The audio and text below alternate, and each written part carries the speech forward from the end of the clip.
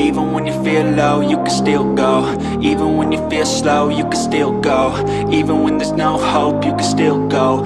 Go, go, go, go, go, go, go, go. Hi everyone, welcome to J Chemistry.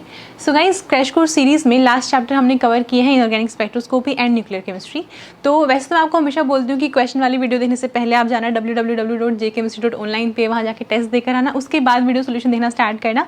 लेकिन अभी क्योंकि number of days बहुत कम है आपके पास, एग्जाम अभी आने ही वाला है, जस्ट 8 दिन का आपका एग्जाम है, तो अभी ना टाइम कम होगा, टेस्ट देने का टाइम शायद आपके पास नहीं होगा। आप एक काम कर सकते हैं, अगर आपने इनऑर्गेनिक स्पेक्ट्रोस्कोपी एंड न्यूक्लियर किया हुआ है तो आप ना सिर्फ ये वीडियो सोल्यूशन देख लो। अब क्वेश्चंस आपको आते ही होंगे, तो टाइम सेव करने के लिए प्लेबैक स्पीड इंक्रीज कर लेना, 2x में देख लो उसको फटाफट, ताकि आपको समझ में आए क्वेश्चन क्या पूछा था, उसको कैसे अप्रोच करना था।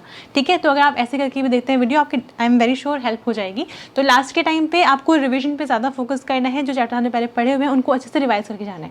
ठीक है, कुछ भी नया पढ़ने से बेटर है आप वो वाले चैप्टर्स करें अच्छे से रिवाइज जो आप पहले पढ़ चुके हैं, क्योंकि जो चैप्टर पढ़ चुके हैं पहले लेकिन रिवाइज अगर नहीं करेंगे तो एग्जाम में उसके क्वेश्चन अटैम्प्ट करने में कॉन्फिडेंस नहीं आएगा, और लास्ट में आपको कॉन्फिडेंस की नीड है। ठीक है, तो जो चैप्टर जो पहले पढ़ रखे हैं उनको अच्छे से रिवाइज करना है, नया चैप्टर पढ़ना अवॉइड करना है। क्वेश्चन नंबर 1 से स्टार्ट करते हैं। तो क्वेश्चन नंबर 1 क्या कह रहा था, Kramers pair and number of lines observed for CO H2O6 2+ complex respectively are, और यहाँ पर आपको आई वैल्यू दे रखी कोबाल्ट के लिए 7/2। ठीक है, तो क्रैमर्स पेयर कैसे निकालेंगे हम? क्रैमर पेयर कब जनरेट होते हैं? जब हमारे पास मोर देन 1 अनपेयर्ड इलेक्ट्रॉन रहता है। तो पहले हम इसमें देखते हैं कितने अनपेयर्ड इलेक्ट्रॉन है। तो यहाँ पर कोबाल्ट जो है +2 में है, मतलब D7 होगा, और हाई स्पिन होता है हमें पता है, क्योंकि यहाँ पर H2O लिगेंड है। तो इसके लिए अगर मैं स्प्लिटिंग दिखाऊंगा तो कुछ इस तरह से ऑक्टेट फील्ड एनवायरनमेंट में इस तरह से स्प्लिट होगा T2G और EG लेवल्स में। ये T2G हैं और ये EG लेवल्स हैं। इलेक्ट्रॉन फिल करूँगा 1 2 3 4 5 6 एंड 7। तो आप देख सकते हैं यहाँ पर कितने 3 अनपेयर्ड इलेक्ट्रॉन आ गए, 3 अनपेयर्ड इलेक्ट्रॉन। अब 3 अनपेयर्ड इलेक्ट्रॉन आ गए तो यहाँ पर जो S की वैल्यू आएंगी वो क्या क्या आ सकती है मेरी? S की वैल्यू आपकी ±3/2 एंड ±1/2 आएगी। ठीक है, ये 4 वैल्यू आपकी पॉसिबल हैं। तो इनिशियली तो ये डीजेनरेट स्टेट्स रहती हैं कुछ इस तरह से, ±3/2 और ±1/2। अब क्या होगा, जैसे ही क्या होगा, यहाँ पे 3 अनपेयर्ड इलेक्ट्रॉन है तो यहाँ पर जीरो फील्ड स्प्लिटिंग होगी, और जीरो फील्ड स्प्लिटिंग जैसी होगी तो सेम क्वांटम नंबर, मैंने बताया था आपको, सेम क्वांटम नंबर के जो स्टेट्स हैं वो डीजेनरेट रहेंगी, मतलब ±1/2 यहाँ पे आ जाएगा और ±3/2 आपको यहाँ मिल जाएगा। तो आप देख सकते हैं यहाँ पर 2 क्रैमर्स पेयर आपको मिल जाएंगे, 2 क्रैमर्स पेयर। ठीक है, एक ये +-1/2 वाला और एक +-3/2 वाला, और इसी को क्या बोलते हैं? क्रैमर्स डीजेनरेसी बोलते हैं। तो यहाँ से क्रैमर्स पेयर बदल गया, तो यहाँ पर 1 दे रखा है, इसको काट दो, और यहाँ पर 3 दे रखा है, इसको काट दो, तो 2 यहाँ पर है और 2 यहाँ पर है। ठीक है, तो अब आंसर आप देख लेते हैं B और D में से हो सकता है। अब बात करें नंबर ऑफ़ लाइंस। तो नंबर ऑफ़ लाइंस के लिए मैंने आपको फॉर्मूला बताया था। क्या होता है फॉर्मूला? कि 2Ni+1, और मतलब जितनी तरह के न्यूक्लियाई होंगे उतना वो सोन चलता है, 2Ni1+1 + 2Ni2+1 इस तरह से होगा। तो यहाँ पर क्या है, कोबाल्ट है एक, तो कोबाल्ट से कपल कर सकता है। अब यहाँ पर आपको ड्रैगो रूल अप्लाई करना ज़रूरी है। ठीक है, यहाँ पर क्या है, कोबाल्ट है, और यहाँ पर एक और चीज़, यहाँ पर मैंने फिल किया था ना अभी, तो यहाँ पर क्या है कि मेरी T2G जो थी अनसिमेट्री थी कुछ इस तरह से।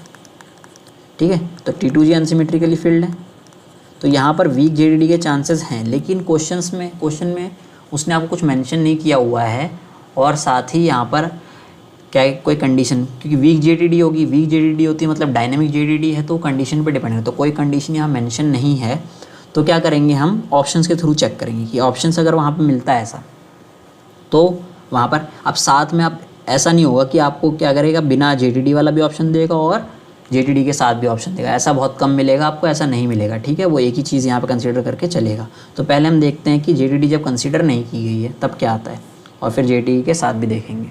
तो यहाँ पर अगर मैं बात करूँ तो यहाँ पर वाटर होंगे कुछ इस तरह से,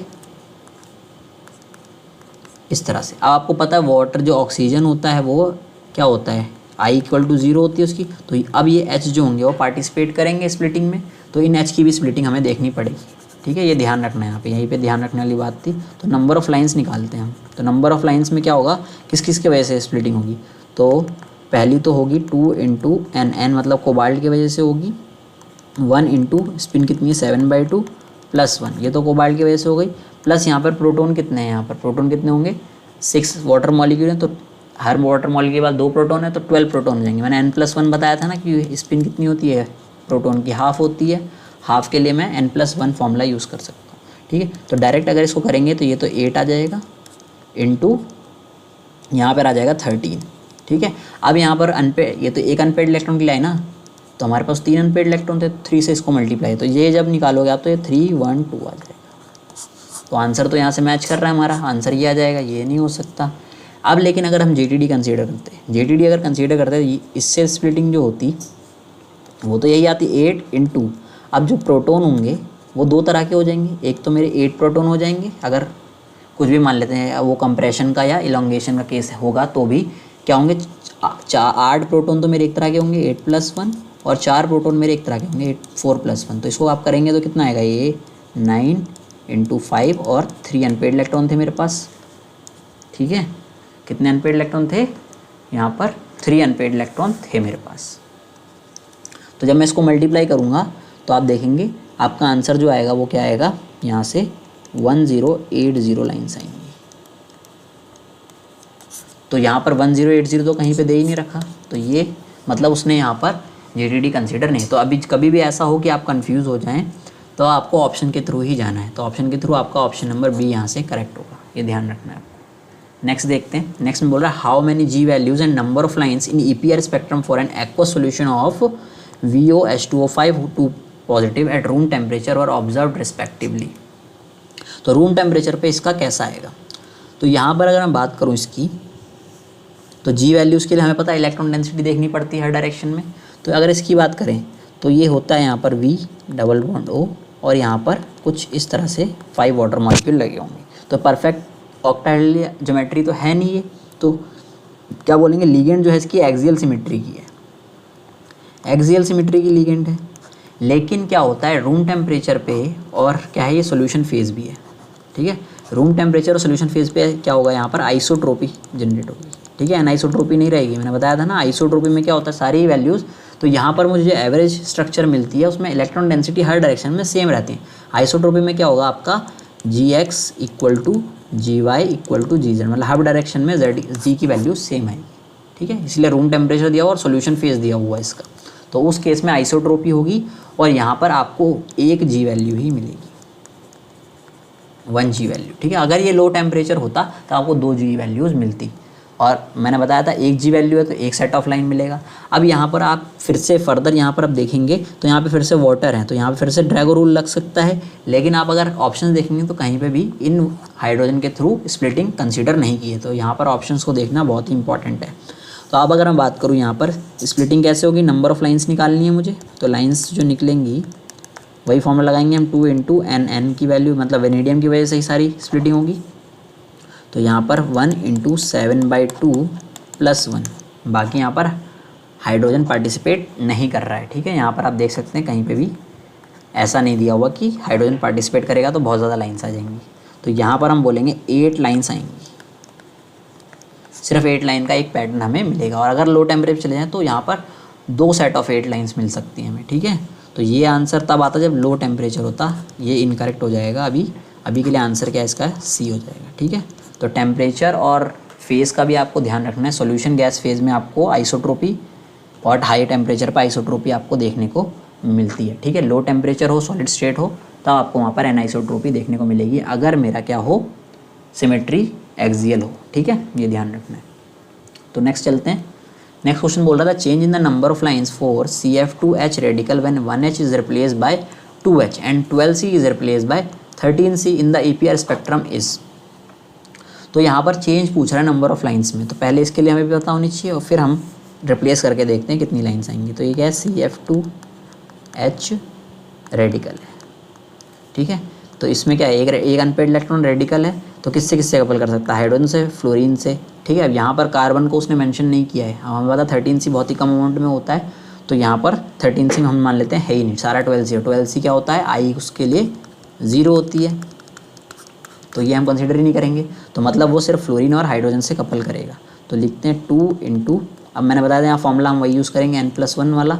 तो यहाँ पर 2 फ्लोरीन है 2+1 इंटू 1+1, तो हमें कितनी लाइन मिल गई यहाँ से 3 इंटू 2 दैट इज़ 6 लाइन्स मिल जाएंगी।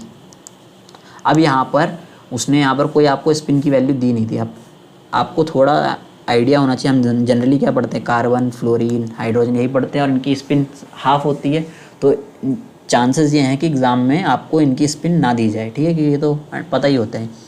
ये भी चेक कर सकते हैं यहाँ पे कि स्पिन इसको पता है कि नहीं पता है। तो यहाँ पर हमने कर लिया 6 लाइन्स आ गई। अब मैं क्या करूँ, क्या किया उसने 1H को रिप्लेस किया 2H से, मतलब यहाँ पर क्या है ड्यूटेरियम से रिप्लेस कर दिया है, और 12C को 13C। अब क्या बन जाएगा मेरा 13C fluorine as it is है, और यहाँ पे D आ जाएगा। अब ये वाला रेडिकल हो गया हमारा। अब ये रेडिकल हो गया तो अब क्या होगा, जो रेडिकल होगा D से भी कपल कर सकता है, फ्लोरीन से भी और 13C से भी, क्योंकि हमने सिर्फ 13C बोल दिया यहाँ पर। तो होगा क्या यहाँ पर सबके लिए, इन दोनों के लिए तो हाफ हाफ है, तो वो वाला फॉर्म लगा देंगे n+1 वाला। तो यहाँ पर 1+1 ये हो गई कार्बन से स्प्लिटिंग, फिर फ्लोरीन से 2+1 और फिर मेरी 2Ni+1 वाला रूल लगा सकते हैं 1 इंटू 1+1, ये होगी मेरी ड्यूटेरियम से। तो अब इसको कैलकुलेट 2 इंटू 3 इंटू 3, यहाँ से 3 आ जाएगा ना, तो कितना आ जाएगा ये 18 आ जाएगा, 18 लाइन्स आ जाएंगी। अब अगर 18 आ गए तो इनका डिफरेंस निकालना है, इनका डिफरेंस 18 - 6 दैट इज़ 12 लाइन्स का चेंज आएगा, ठीक है। तो change in the number of lines कितना है 12 है, बाकी मेरा क्या हो जाएगा इनकरेक्ट। तो सी आंसर आपका सही हो जाएगा। नेक्स्ट देखते हैं। नेक्स्ट बोला था set of Mossbauer active nuclei from the following is are. तो मैंने आपको एक टेबल नोट करवाई थी जहाँ पर हमने देखा था कौन से हमारे एक्टिव होते हैं और कौन से हमारे इनएक्टिव होते हैं। तो यहाँ पर अगर मैं देखूँ तो मैंने बताया था आपको 197 AU दे रखा है, तो ये वाला तो एक्टिव होता है। फिर यहाँ पर 120 SN दे रखा है, ये इनएक्टिव है। हमारा क्या होता है 119 SN जो होता है वो एक्टिव होता है। 127 आयोडीन ये भी एक्टिव है। 190 इरिडियम ये भी इनएक्टिव होता है। 193 इरिडियम जो होता है वो एक्टिव होता है, ठीक है। और 129 आयोडीन ये भी एक्टिव होता है। तो यहाँ पर देख लेते हैं कहाँ कहाँ दे रखा है। तो 197 दे रखा है, 127, 120, तो यही वाला आंसर आ जाएगा आपका। यहाँ पर आपका 120 वाला दे दिया, ये नहीं होता, ये भी नहीं होता। इसमें आपके दोनों तो हैं, लेकिन यहाँ पर ये वाला नहीं दे रखा, क्योंकि यहाँ पर एक और था ना 127 वाला, वो भी तो होना चाहिए था। तो यहाँ पे सारे नहीं, ये भी इनकरेक्ट हो जाएगा। और यहाँ पे फिर से 120 वाला दे दिया, ये भी इनकरेक्ट है। तो आपका आंसर आ जाएगा यहाँ से ए। नेक्स्ट है the Mossbauer spectra of FeCO5 and K4 FeCN6 at low temperature respectively gives. तो FeCO5 है। FeCO5 आपको पता है लो टेम्परेचर की बात कर दी उसने, तो यहाँ पर फ्लक्सोनियल बिहेवियर वैसे शो करता है ये, तो वो भी रुक जाएगा यहाँ पर। तो आपको पता है कुछ इस तरह TBP ज्योमेट्री होती है इसकी। तो यहाँ पर क्या है, ये एक्सियल सिमेट्री का मॉलिक्यूल है, एक्सियल सिमेट्री का है। तो यहाँ पर इलेक्ट्रिक फील्ड ग्रेडियंट जो होगा वो नॉट इक्वल टू 0 आ जाएगा। तो इसके लिए आपको डबलेट मिलेगा, ठीक है। इलेक्ट्रिक फील्ड ग्रेडियंट जब 0 नहीं है तो डबलेट मिलेगा ना, ऐसे सिंगलेट मिलता था आपको कि यहाँ पर क्या 1/2 होगा ग्राउंड स्टेट इसकी, और एक्साइड स्टेट क्या होती है 3/2 होती है। तो जब कुछ नहीं है यहाँ पर, अभी यहाँ पर हमने मैग्नेटिक फील्ड की कोई बात नहीं की हुई है, ठीक है, सिंपल हम यहाँ पे ले रहे हैं। तो यहाँ पर एक सिग्नल मिलता है, और जब जैसे ही EFG जो इलेक्ट्रिक फील्ड ग्रेडियंट आ जाता है मेरा, जब वो नॉट इक्वल टू 0 होगा, तब मेरे पे यहाँ पे 2 सिग्नल मिलते थे मेरे को। यहाँ पे एक लेवल होता है यहाँ पे, तो यहाँ पर 2 सिग्नल हमें देखने को मिल जाते थे। इसलिए यहाँ पर डबलेट मिलेगा आपको, किसके लिए FeCO5 पे। इसकी बात करें K4 FeCN6, तो यहाँ पर क्या है Fe जो है 2+ में है, और यहाँ पर Cn है, सारे Cn है, तो यहाँ पे परफेक्ट ऑक्टाइल ज्योमेट्री होगी, तो मतलब स्फेरिकल सिमेट्री हो गई लिगेंड की। तो इलेक्ट्रॉनिक सिमेट्री देखते हैं। इलेक्ट्रॉनिक सिमेट्री क्या होगी Fe2+ के लिए D6 होता है ना, और लो स्पिन है, तो इसको बनाते हैं हम। तो यहाँ पर आपके T2G वाले आ गए और यहाँ पे आपके EG वाले आ गए। 1 2 3 लो स्पिन है, तो सारे यहीं रहेंगे। तो ये क्या है, ये भी स्फेरिकल सिमेट्री है, मैंने बताया था ना सिमेट्रिकल कॉन्फ़िगरेशन है, तो स्फेरिकल सिमेट्री, ये भी स्फेरिकल आ गई और लिगेंड भी स्फेरिकल आ गए, दोनों स्फेरिकल आ गए। तो यहाँ पर EFG जो होगा वो 0 होगा, और 0 होगा तो हमें सिर्फ ये वाला केस मिलेगा, मतलब इसके लिए सिंगलेट मिलेगा। क्या मिलेगा यहाँ पे सिंगलेट। तो आप आंसर देखेंगे तो एक डबलेट मिलेगा और एक सिंगलेट। ऑप्शन नंबर C होगा इसका आंसर, B और D, A B D नहीं होंगे, ठीक है। नेक्स्ट देखते हैं। नेक्स्ट है the Mossbauer spectrum of SnCl2Br2 in the presence and absence of magnetic field shows. Presence और एब्सेंस में, अब Sn दे रखा है, Sn है यहाँ पर, Sn के लिए आपको पहले तो इनकी ग्राउंड स्टेट और वो पता होनी चाहिए। तो यहाँ पे ग्राउंड स्टेट में क्या होती है 1/2 होती है और एक्साइटेड स्टेट में 3/2 होती है, जैसे आयरन की होती है। तो ये 1/2 3/2 वाला केस है। अब मैंने बताया था प्रेजेंस और एब्सेंस ऑफ मैग्नेटिक फील्ड बोल रहा है, तो सिंपल है, यहाँ पे कुछ नहीं करना आपको, मैंने बताया था। बट यहाँ पे एक चीज़ देखनी है आपको, इलेक्ट्रिक फील्ड ग्रेडियंट 0 है कि नहीं है। तो यहाँ पर अगर Sn की बात करूँ तो Sn 4+ है, Sn 4+ है, तो मतलब जो इलेक्ट्रॉनिक सिमिट्री है वो तो स्फेरिकल ही होगी। Sn 4+ है ना, Sn 4+ है, मतलब कितना हुआ आपका, ये सिंपल नोबल गैस कॉन्फ़िगरेशन हो गई ना। तो यहाँ पर कोई सिमिट्री, इलेक्ट्रॉनिक सिमिट्री जो होगी वो स्फेरिकल होगी, स्फेरिकल। अब अगर मैं बात करूँ किसकी, लिगेंड सिमिट्री की, लिगेंड सिमिट्री की बात करूँ तो यहाँ पर ये टेट्राहेड्रल तो है, लेकिन यहाँ पर 2 क्लोरीन और 2 ब्रोमीन आ गई, तो मतलब यहाँ पर परफेक्ट टेट्राहेड्रल तो नहीं हुआ ना, ये परफेक्ट टेट्राहेड्रल तो नहीं हुआ। तो परफेक्ट टेट्राहेड्रल नहीं हुआ तो ये क्या होगा, एक्सियल सिमिट्री का आ गया। अब एक एक्सियल आ गया तो EFG जो होगा वो नॉट इक्वल टू 0 होगा। तो अब हम देखते हैं, जब मैंने आपको हाफ और 3/2 वाला केस करवाया था ना, तो वहाँ पे 1 2 6 ऐसे लाइन मिल रही थी ना। ये 1 तब थी जब इलेक्ट्रिक फील्ड ग्रेडियंट भी 0 हो और मैग्नेटिक फील्ड भी 0 हो। ये 2 जब थी जब मेरी क्या हो, electric field gradient not equal to 0 हो, B लेकिन 0, और ये 6 थी जब मेरा B नॉट इक्वल टू 0। तो उसने बोला प्रेजेंस में, प्रेजेंस भी, तो मतलब B जो है वो नॉट इक्वल टू 0, तो हमें 6 लाइन्स मिलेंगी। 6 लाइन कहाँ कहाँ है, यहाँ है और यहाँ है, तो आप B और A कैंसिल कर सकते हैं। उसके बाद उसने बोला absence of magnetic field, absence तो है मैग्नेटिक फील्ड, तो ये और 2 केस बने, लेकिन इलेक्ट्रिक फील्ड ग्रेडियंट जो है वो इसके लिए नॉन इक्वल टू 0 है, तो यहाँ पर 2 लाइन्स मिलेंगी। तो ऑप्शन नंबर D होगा, C नहीं होगा। ठीक है, D एकदम करेक्ट है इसके लिए। नेक्स्ट देखते हैं, a radioactive nuclei X bombarded with a neutron undergoes 2 successive beta decay to form Y, then Y is again bombarded with the 1 neutron and undergoes alpha decay to form Z. The relation between X and Z. तो बताना X और Z क्या होंगे, isobars होंगे, nuclear isomers होंगे, isotopes होंगे या iso डायाफर्स होंगे। ठीक है, ये सब मैंने एक्सप्लेन किया था आपको वीडियो में। अब अगर मैं यहाँ पे देखूँ तो उसने बोला एक X है, X लेट से यहाँ पर A इसका मास नंबर और Z इसका एटॉमिक नंबर है। एक न्यूट्रॉन इसमें मैंने बम्बार्ड किया कुछ इस तरह से, और ये इसने कितने 2 सक्सेसिव बीटा डीके, मतलब 2 बीटा डीके दिखाए। अब 2 बीटा डीके हुए हैं अगर, तो क्या हुआ होगा, यहाँ पर Z जो होगा वो +2 हो गया होगा, और यहाँ पर एक न्यूट्रॉन था तो A+1 होना चाहिए था मास नंबर, तो A+1 मास नंबर हो गया होगा, क्योंकि यहाँ पर एक न्यूट्रॉन भी तो था। तो यहाँ पर इस तरह से कुछ हुआ होगा। अब ये बन गया मेरा क्या, अभी X नहीं रहा है, कुछ मान लो Y बन गया, ये हो गया मेरा Y। उसने बोला Y में अगेन मैंने क्या किया, एक न्यूट्रॉन डाला और यहाँ पर मुझे अल्फ़ा डीके मिला। अब अल्फ़ा डीके क्या होगा, देखो Y नहीं, अब Z हो गया ना, ये तो Z हो गया। अब यहाँ पे तो Z ही हो जाएगा, क्योंकि अब यहाँ से क्या करूँगा, अल्फ़ा डीके में क्या होता है, अल्फ़ा डीके क्या होता है 4 हीलियम 2, यही होता है ना। तो मास नंबर में 4 का चेंज आएगा और एटॉमिक नंबर में 2 का चेंज आएगा, मतलब 2 कम हो जाएगा। तो 2 कम अगर मैं इसमें से -2 कर दूंगा मैं, तो क्या आ जाएगा मेरे पास, Z आ जाएगा। तो यहाँ पे Z रह गया ये। अब उसके बाद अगर ऊपर ही बात करूँ, ऊपर क्या होगा, यहाँ पर A+1 था, -4 करूँगा तो A-3 होना चाहिए, पर एक न्यूट्रॉन भी तो था, तो यहाँ पर A-2 आएगा। ठीक है, ये आ गया मेरा Z। आप देख सकते हैं यहाँ भी Z था और यहाँ भी Z था। X और Y में रिलेशन, X और Z में रिलेशन बताना था ना मेरे को, तो दोनों का क्या आ गया, एटॉमिक नंबर सेम आ गया, एटॉमिक नंबर सेम आ गया। तो इनको हम क्या बोलेंगे, आइसोटोप्स बोलेंगे। लेकिन अब इसको एक बार ये आइसो डायाफर भी चेक कर लेते हैं, कि इसको चेक करना ज़रूरी है, कि ये तो नहीं हो सकता और ये नहीं हो सकता।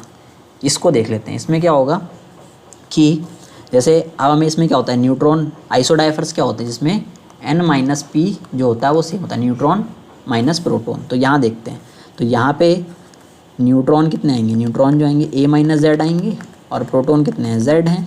तो N-P कितना आएगा इसके लिए, A-Z that is A-2Z,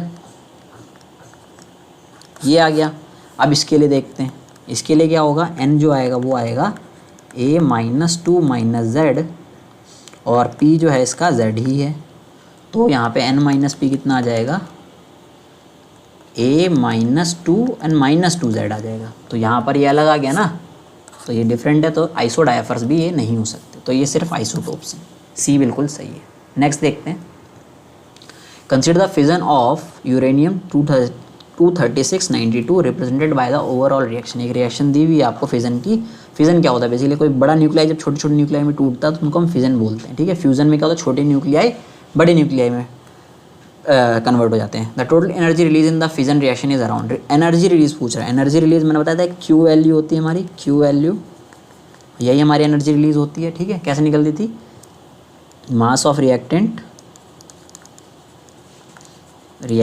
minus mass of product करते थे हम, और मल्टीप्लाई करते थे इनको किससे, 931.5 मेगा इलेक्ट्रॉन वोल्ट। अब उसने अराउंड पूछा हुआ है, मान लो आपके पास कैलकुलेटर नहीं है, ठीक है। कैलकुलेटर नहीं है तो आप अप्रॉक्स वैल्यू से भी जा सकते हैं, और अगर है तो फिर तो आप एग्जैक्ट निकाल ही लेंगे, ठीक है। तो हमें क्या करना है यहाँ पे 236.0457, आप वैसे भी माइनस कर सकते हैं, इसमें से माइनस करना है कितना, ये जिरकोनियम वाला 93.90610 माइनस 139.9054 माइनस 6 इंटू 0.00055, ये मास ऑफ इलेक्ट्रॉन हो गया, और माइनस 2 न्यूट्रॉन का मास, 2 इंटू न्यूट्रॉन का मास कितना है, ये रहा 1.00867, ठीक है। तो जब आप इसको कैलकुलेट करेंगे तो ये आएगा आपका 0.21356, कुछ इतना आ जाएगा अप्रॉक्सीमेटली। इसको मल्टीप्लाई जब करेंगे 931.5 से, तो ये आपका आ जाएगा अप्रॉक्स 199 मेगा इलेक्ट्रॉन वोल्ट के आसपास आएगा, मतलब पॉइंट में आएगा कुछ 198 पॉइंट समथिंग। तो मतलब यहाँ पे आंसर आसपास अराउंड पूछा है ना उसने, तो 200 आएगा, ठीक है। तो ये सारे इनकरेक्ट हो जाएंगे। अब अगर आपके पास कैलकुलेटर नहीं है तो आप कैसे इसको अप्रोच कर सकते हैं, जैसे इसको आप 236 ही ले लीजिए, 236 माइनस इसको 93.9 ले लीजिए, माइनस को 139.9 ले लीजिए। अब इसका ये तो 0.005 बहुत ही कम है ना, इसको तो नेगलेक्ट कर दीजिए, और इसको आप 2 इंटू 1 कर दिए, सिर्फ -2। तो जब ये करेंगे ना तो सिर्फ 0.2 आ जाएगा, और 0.2 को जब 931 से करूँगा मैं, तो आंसर जो आएगा वो मेरा कहीं करीब 186 समथिंग ऐसे आएगा मेगा इलेक्ट्रॉन वोल्ट में, ठीक है। अब 186 के आसपास, ये वाले तो है ही नहीं कोई आसपास तो यही है ना अराउंड, तो आंसर आपका यहीं से यही आएगा, ठीक है। तो ये ध्यान रखना, आपको ऐसे भी कर सकते हैं। नेक्स्ट देखते हैं, next observe the following nuclear fission reaction, figure out X, Y and Z. तो यहाँ पर एक न्यूक्लियर फिजन रिएक्शन फिर से दे रखी है, और मुझे एक्स और वाई और जेड पूछा हुआ है, ठीक है। तो देखो कैसे निकालेंगे। तो यहाँ पर आप देख सकते 235 मास नंबर और एक न्यूट्रॉन आया, तो यहाँ पर टोटल मास कितना हो गया, 236 हो गया इस तरफ, इक्वल टू यहाँ पे 144 प्लस वाई प्लस जेड, ठीक है। एक इक्वेशन तो आपकी ये बनेगी कि जेड प्लस वाई जो होगा वो आएगा किसके इक्वल, आपका 236 माइनस 144, ठीक है। इसको अभी आप इक्वेशन नंबर 1 ले लीजिए। अब आप देखेंगे कि नेक्स्ट देखते हैं, नेक्स्ट में वो क्या होगा, ये वाला कि 92 है, ये 92 इक्वल टू यहाँ पर x प्लस 36, क्योंकि न्यूट्रॉन में तो कोई यहाँ पर प्रोटॉन होता नहीं है, तो यहाँ से x की वैल्यू आ जाएगी आपके आराम से, तो यहाँ से x जो आ जाएगा 56 आ जाएगा। अब x अगर 56 आ गया, आप देखो यहाँ से, तो ये आंसर नहीं हो सकता और ये आंसर नहीं आ सकता, तो 56 है यहाँ पर, और लास्ट में क्या है, यहाँ पर 2 है, मतलब यहाँ पर 2 न्यूट्रॉन निकले ही हैं, 2 न्यूट्रॉन निकले हैं, बस आपको ये चेक करना है। तो आप क्या करो, यहाँ पे 2 न्यूट्रॉन, यहाँ पे z की वैल्यू 2 पुट कर दो, और यहाँ से आपका y आराम से आ जाएगा, ठीक है। जैसे आप 2 पुट करोगे तो आपका जो y आएगा वो 90 आ जाएगा इस तरह से, और z कितना है आपका 2 हो गया। तो इस तरह से आप इसको कैलकुलेट करेंगे। ऑप्शन बाय ऑप्शन भी आप जा सकते हैं, तो आंसर आपका ये नहीं होगा, आपका आंसर ऑप्शन नंबर सी आ जाएगा, ठीक है। नेक्स्ट देखते हैं, नेक्स्ट बोला द बाइंडिंग एनर्जी ऑफ 4 हीलियम-2, मतलब एक अल्फा पार्टिकल टाइप ही है, फिर लिथियम वाला आइसोटोप है, एंड कार्बन का 12 आइसोटोप है, उनकी बाइंडिंग एनर्जी दे रखी है मुझे, ठीक है, respectively. The order of stability of this nuclear, तो स्टेबिलिटी की बात की है, तो मैंने बताया जब बाइंडिंग एनर्जी हमने पढ़ी थी, ठीक है। बाइंडिंग एनर्जी बेसिकली स्टेबिलिटी बताता है, लेकिन कौन सी, बाइंडिंग एनर्जी पर न्यूक्लियॉन्स, ठीक है। बाइंडिंग यही आपको स्टेबिलिटी बताती है। सिंपल बाइंडिंग एनर्जी जैसे ये है, इसकी ज़्यादा है, फिर इसकी ज़्यादा, फिर इसकी, तो ऐसे आप करोगे तो आपका आंसर आ जाएगा गलत। आप क्या निकालना है, बाइंडिंग एनर्जी पर न्यूक्लियन निकालनी है, ध्यान रखना है। तो हम पहले किसके निकालते हैं, 4 हीलियम 2 के लिए निकालते हैं। तो इसके लिए बाइंडिंग एनर्जी कितनी गिवन है, 21.4, डिवाइड कर दो इसको, कितने इसके न्यूक्लियन कितने होंगे, मास नंबर के इक्वल ही तो होता है न्यूक्लियन, तो 4 से डिवाइड करेंगे तो ये 5.35 मेगा इलेक्ट्रॉन वोल्ट आ जाएगा। ठीक है, इसे अलग रखते हैं। अब इसके लिए देखते हैं लिथियम वाले के लिए। तो लिथियम के लिए क्या आ जाएगी, लिथियम 6.3 आएगी। तो इसके लिए कितनी दे रखी, 30.6 डिवाइड बाय आप करेंगे किससे, इसके मास नंबर से 6, तो ये आ जाएगा 5.1 मेगा इलेक्ट्रॉन वोल्ट। इससे तो कम आया ना। अब ये इसकी बाइंडिंग एनर्जी तो ज़्यादा थी, लेकिन बाइंडिंग एनर्जी पर न्यूक्लियन कम आ गई। अब कार्बन के लिए भी चेक करते हैं। तो 102 डिवाइड बाय 12 करना पड़ेगा, तो ये आपका 8.5 मेगा इलेक्ट्रॉन वोल्ट आ जाएगा। ठीक है, इस तरह से। तो अब अगर मैं बाइंडिंग एनर्जी पर न्यूक्लियन का ऑर्डर देखूँ तो सबसे ज़्यादा किसके लिए आई, 12C के लिए आई, फिर मेरी 4 हीलियम के लिए आई, और फिर मेरी 6 लिथियम के लिए आई। ठीक है, तो ये ऑर्डर होगा। देख लो कहाँ पे ऐसा ऑर्डर दे रखा है, तो ऑप्शन नंबर डी में ऐसा ऑर्डर है, बाकी सब में गलत है। ठीक है, तो डी आंसर आपका इसके लिए सही आएगा। तो हमेशा क्या करेंगे, बाइंडिंग एनर्जी पर न्यूक्लियन निकालेंगे स्टेबिलिटी पता लगाने के लिए। तो ये आपका लास्ट क्वेश्चन था। आई होप आप लोगों को समझ में आया होगा। Happy learning.